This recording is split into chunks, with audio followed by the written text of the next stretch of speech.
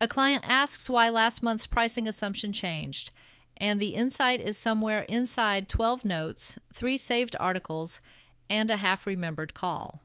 The cost is not just search time. The next decision gets made with weaker evidence because the useful fragment cannot be found in the moment it matters. The retrieval contract framework fixes that failure by changing what a captured idea must prove before it enters your system. Instead of saving information because it feels valuable, you create a small retrieval contract card that states the future decision, the cue that will bring it back, and the action it supports. The recurring question is simple. What future decision will this help me make, and how will I recognize it when I need it? The output is a usable knowledge base that behaves less like storage and more like an operating memory. Disorganization persists because most solo operators capture at the easiest moment and organize at the most exhausted moment. A useful paragraph gets clipped during research. A meeting thought lands in a running note. A voice memo waits for a later cleanup session that never receives enough attention. The common fix is adding folders, tags, or a better search tool, but those only improve storage after the capture has already stayed vague. The real loss is decision quality under pressure. If an insight is not attached to a future use, it becomes another object to inspect. Symptoms look like cluttered notes and repeated searches. The cause is a missing contract between capture and retrieval. Until that contract exists, every saved item creates a small future obligation. The retrieval contract framework has 3 moves: qualify, place, and test. Qualify means the item must name the decision it can improve. Place means it enters a decision shelf, not a topic dump. Test means the next retrieval attempt changes how similar items are captured. The framework controls 4 decisions you usually make too loosely: whether to keep the item, where it belongs, what cue will surface it, and when it should be revised or removed. Its artifact is the retrieval contract card. Each card contains the source fragment, a future use sentence, a decision shelf, a retrieval cue, a next action, and a review mark. This is not for every passing thought. It applies when information may affect a project, offer, client choice, creative direction, or repeated workflow. It cannot make low-quality information true, and it cannot remove uncertainty. It only makes the useful parts findable when a decision arrives. The first operating rule is capture with a declared use. Before an item enters the permanent system, ask, what future decision will this help me make, and how will I recognize it when I need it? If you cannot answer within 20 seconds, the item either goes into a small holding area or gets discarded. This rule works because it moves effort from the vague future into the exact moment of capture when context is still fresh. It should be used for research notes, client insights, process lessons, and examples you may reuse. It should not slow down emergency logging, raw journaling, or legal record keeping where completeness has its own purpose. The decision that changes is simple. Saving becomes conditional. A captured item earns storage by naming its future job, not by feeling interesting. The second rule is organized by decision shelf, not by subject. A subject shelf says marketing, hiring, or operations. A decision shelf says revise offer, answer client objection, choose vendor, improve onboarding, or plan next experiment. Decision shelves are narrower, so they require more thought up front, but they reduce interpretation later. The trade-off is real.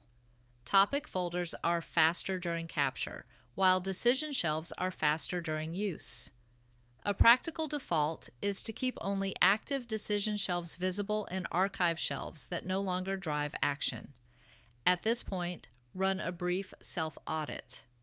Open the last 10 items you captured.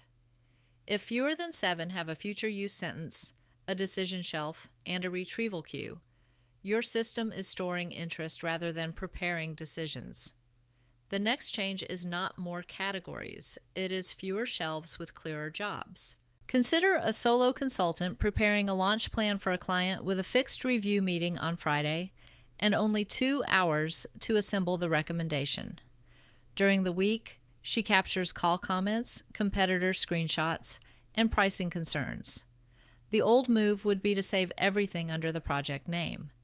Using the card, she keeps only items tied to decisions, adjust price, simplify onboarding, or delay one feature. One competitor detail cannot answer the diagnostic question, so it stays out. A client comment about confused setup becomes a card on the onboarding shelf, with a cue tied to the Friday review. The action is to convert it into one slide, showing the setup risk and a proposed change. The trade-off is that several interesting market notes are not stored. The measurable output is a short decision brief with 3 supported recommendations. The takeaway is that retrieval improves because each note entered through a decision, not a folder. The third rule is keep the capture surface narrow enough to review. The holding area is capped at 5 unresolved items, and any item that stays unresolved through 2 review passes must be deleted, merged, or converted into a card. This constraint protects the system from becoming a polite junk drawer. It works because overflow becomes visible quickly. It fails when the operator treats the holding area as a second permanent archive.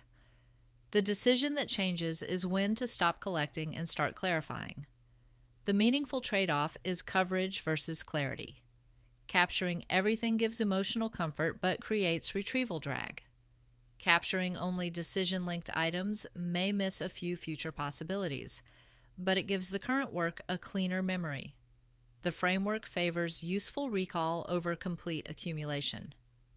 A creator building a 4-week content calendar saves quotes, audience questions, and product observations while also handling client work. The visible constraint is recording time. 2 open mornings before travel. She first captures too broadly, and the plan fails. On recording day, one promising idea cannot be found because it was stored under a broad inspiration shelf with no cue. The missed output is one unfinished outline. In the review, she marks that card as missed, not because search failed, but because capture was vague. The next attempt changes. New cards must state the decision they support. Choose an angle, prove a claim, open a story, or cut an idea. One audience question becomes an angle card with a cue connected to planning the calendar. The action is a 4-slot calendar, each slot backed by 1 card and 1 proof fragment. The trade-off is fewer saved ideas. The result is inspectable: 4 outlines ready for recording and 1 changed capture rule for future research. The most likely failure mode is over-design. If the card becomes too elaborate, capture slows until the operator avoids it. Keep the artifact small enough to complete in under a minute for ordinary items. Another failure is false precision, assigning a shelf just to make a note feel organized. If the future use sentence sounds generic, the item belongs in the holding area, not the permanent system. A third failure is never testing retrieval. A beautiful knowledge base can still fail if no one records whether cards were found and used. The response is a weekly retrieval check, not a full reorganization. Pick 1 active decision, pull the relevant cards, and mark each as found, missed, or unused. Missed cards change the next capture. Unused cards question the shelf. Found cards confirm the queue. Return to the client asking why the pricing assumption changed. The old state is a search through fragments. The new state is a decision shelf with a card that says, when this assumption matters, what evidence shaped it, and what action it supports. Use 4 operating takeaways. First, capture only when the item can answer the diagnostic question: what future decision will this help me make, and how will I recognize it when I need it? Second, store by decision shelf rather than broad topic. Third, cap unresolved captures at 5 so ambiguity becomes visible. Fourth, after every important retrieval attempt, mark the card as found, missed, or unused, then adjust the next similar capture. The transformation is observable. fewer saved fragments, clearer shelves, faster decision support, and a learning loop that improves the next capture. The goal is not to remember everything. It is to make the right knowledge available at the moment a real decision asks for it.